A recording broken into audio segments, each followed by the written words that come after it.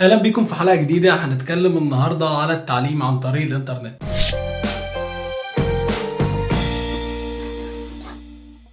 اول موقع معانا ممكن تتعلم عليه عن طريق النت هو موقع كورسيرا. موقع كورسيرا من المواقع المشهورة جدا ومعروف، ويتميز ان هو طبعا سهل في الاستخدام وفي حاجات كتيرة بصراحة مفيدة. اول حاجة زي ما احنا شايفين قدامنا ان هو في كورسات من جامعات كتيرة جدا، ميزة جميلة جدا بصراحة. تاني حاجة كمان ان هو الكورسات اللي فيه متنوعة. يعني لو بصينا قدامنا ممكن نكمل كده مع بعض في الموقع زي ما احنا شايفين وننزل ونختار. هنشوف بقى كل انواع الكورسات الموجودة. اول ما بتفتح الجزء ده من الموقع بيظهر قدامك المجالات الموجود فيها الكورسات. قدامك كورسات دلوقتي في البيزنس والكمبيوتر، حاجات كتيرة طبعا قدامك، فانت بتختار الحاجة اللي انت عاوزها. يعني مثلا اختار حاجة انا بحبها language learning. دلوقتي قدامي كورسات زي ما احنا شايفين في الانجليزي، في لغات تانية كتيرة، مندرين بقى وتشاينيز وكلام من ده. اختار طبعا الحاجة اللي تعجبك وكمل. يعني التسجيل في الكورس بقى، يعني انت لو ضغطت مثلا على اي كورس من الكورسات الموجودة هيظهر قدامك الصفحة بتاعته، ودي فيها بعض التفصيل عن الكورس. وفي الجنب هنا كلمة انرول، منها تعرف الكورس هيبدأ امتى، تضغط عليها وتسجل في الكورس، وان شاء الله يعني يكون مفيد بالنسبة لك. نفس الفكرة الموجودة في موقع كورسيرا موجودة في موقع ادكس. هو بيستعمل تقريبا نفس الاسلوب، برضو جامعات كتيرة. لو ضغطت هنا هلاقي كل الكورسات الموجودة على موقع ادكس. بصراحة كورسات يعني بتبقى في منتهى الروعة.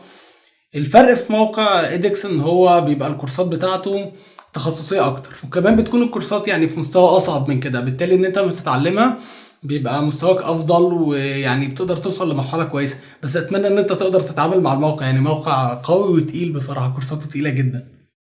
نفس الاسلوب بقى هتضغط برضو على الكورس وتختار اللي انت عاوزه. عندنا بقى موقع ايفرسيتي. الموقع ده هو مختلف شوية في حاجة بسيطة، ان الموقع ده من الحكومة الألمانية. بس هو طبعا باللغة الإنجليزية. بصراحة موقع رائع. أنا استعملت الموقع ده قبل كده في كورس يعني، واستفدت منه كتير. من الحاجات اللي بتعجبني في الكورسات بتاعت الموقع ده بصراحة إن هي بتبقى في منتهى الاحترافية. كمان الكورسات الموجودة فيه بتبقى بالإنجليزي وبالألماني، يعني أنت عندك نوع من التنوع الموجود. وبشكل عام بتلاقي الكورسات الموجودة في المواقع اللي زي دي في منها كورسات بتكون بريميوم وفي منها كورسات بتكون فري. طبعا ابدأ بالفري عشان تجرب نفسك وتعرف انت تقدر تتعامل مع الاسلوب ده من التعليم ولا لا. بعد كده لو انت قدرت تتعامل معاه ممكن تكمل بقى وتستعمل يعني الكورسات البريميوم وتشتري وكده. وبمناسبة الكورسات البريميوم الموجودة، موقع يوديمي هو موقع جميل جدا في مجال الكورسات برضو. بس هو فرق ان الكورسات بتاعته مش بتبقى كلها فري. يعني في كورسات بتكون فري وفي كورسات بتكون يعني، بص زي ما احنا مثلا شايفين قدامنا ده كورس مثلا موجود فري. الكورس ده ب$100.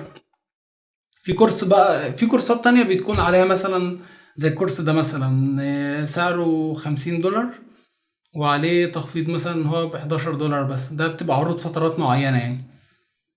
هو برضو بشكل عام موقع بصراحة مفيد يعني عارف، له فوائد كتيرة هتقدر تستخدمه. انت طبعا كل واحد بينقي الحاجة اللي بتفيد معاه واللي بيقدر يستعملها.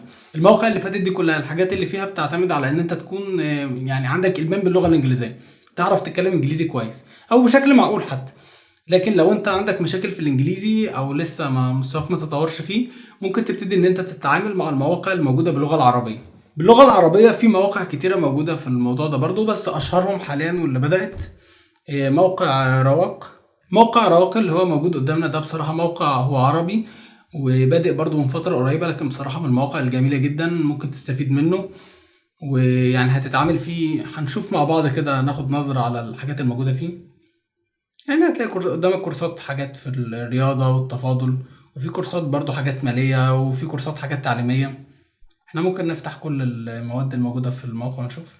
لو بصينا على الكورسات الموجودة في موقع رواق هنلاقي قدامنا دي المجالات الموجودة في الموقع. فانت مثلا مجرد انت هتحدد المجال اللي انت عاوز فيه، ولنفترض مثلا انت عاوز كورسات تكون في الهندسة. هعمل تشيك على الهندسة بس واسيب باقي. قدامي كورسات طبعا موجودة في الماتلاب وفي التفاضل، حاجات في الهندسة الطبية. طبعا انت بتشوف الحاجة المناسبة ليك. من الحاجات الملحوظة بصراحة ان المواقع اللي هي موجودة بالعربي بيبقى المحتوى بتاعها اقل كتير من المواقع الموجودة بالانجليزي. بس اكيد افضل من ان انت ما يكونش عندك يعني خالص اي حاجه. فانت بتبتدي مثلا بالعربي لغايه ما مستواك يتطور شويه في الانجليزي، وبعد كده هتعتمد عليه. طبعا ده بينبهك ان انت لازم تتعلم انجليزي ومستواك يكون فيه افضل، لان هو هيكون بوابه ليك انت تتعلم حاجات كتيره جدا. نفس الكلام اللي موجود في موقع رواق موجود في موقع ادراك. موقع ادراك برضو من المواقع الكويسه، هتلاقي عليه كورسات كتيره. هتضغط برضو على الكورس بنفس الاسلوب، تضغط مثلا على الكورس ده وبعد كده هتسجل فيه. الكورس طبعا بيظهر لك هو هيبتدي امتى واللغة بتاعته ومدة الكورس وعدد الساعات الموجودة كل اسبوع ومقدمة يعني عن الكورس. طبعا انا حابب ان انا اقول لك على نصيحة مهمة جدا. زي ما انت شفت ان اغلبية المواقع بتاعت الكورسات والمواقع التعليمية بتكون معتمدة على اللغة الانجليزية في المقام الاول. انا اتمنى يكون عندك انجليزي كويس وتتعامل بيه وتستعمله عشان يكون مدخليك ان انت تقدر تطور من نفسك وتطور من مستواك، لان طبعا يعني الحاجات دي لما بتضاف للسي في بتاعك هتبقى نقلة كبيرة جدا في حياتك. ويعني اظن ان ده يعني نوع جديد جدا من التعليم، هو مفيد وبصراحة عمل نقلة مع ناس كتير. ما تضيعش الفرصة واتمنى تتعلم عن طريق النت. ما تنساش تعمل لايك للحلقة وسبسكرايب للتشانل من اللوجو بتاع التشانل الكبير قوي اللي موجود هنا قدامك ده، وتعمل شير للحلقة بقى لو انت شايف مثلا ان هي تفيد حد غيرك او كده، وشاركنا بافكارك واقتراحاتك على هاشتاج A+ على السوشيال ميديا. شكرا.